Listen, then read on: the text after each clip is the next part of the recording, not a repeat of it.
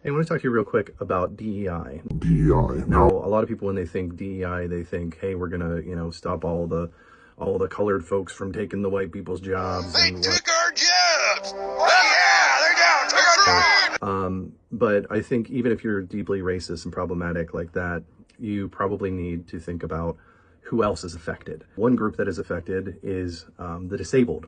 I help with vocational training for folks with disabilities.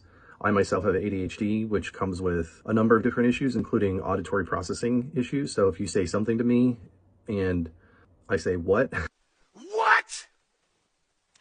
Okay! Most of the time it's not because I didn't hear you, although sometimes it is. I need extra time for my brain to process what you said to me, because that's just how my brain works. Well, that's a disability. A lot of the folks that I work with, their issues are things that are, a little more serious than those that I have. Despite that, I've helped successfully train folks so that they could go out and be photographers' assistants, potentially sell their own photography on the side. You might not know this, but a lot of people that are neurodiverse with ADHD or autism spectrum disorder are under or unemployed. So being able to make things and sell them ourselves is something that is super helpful. I've also trained people so that they could go out and edit videos, edit photos, and actually build websites, because that's something else that I do a little bit.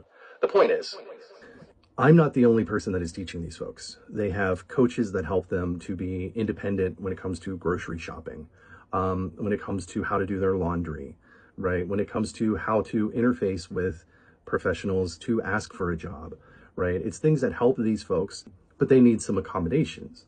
So if you target DEI programs, especially government-funded ones, what tends to happen is programs like the ones that help pay for the classes that I teach for folks with disabilities get cut, which means that these folks with disabilities end up with little to no vocational training, no understanding of how to grocery shop for themselves, and they're left to sort of fend for themselves a lot of times. So if you care at all about people, then maybe realize that this whole anti-DEI thing is probably not the right place to be.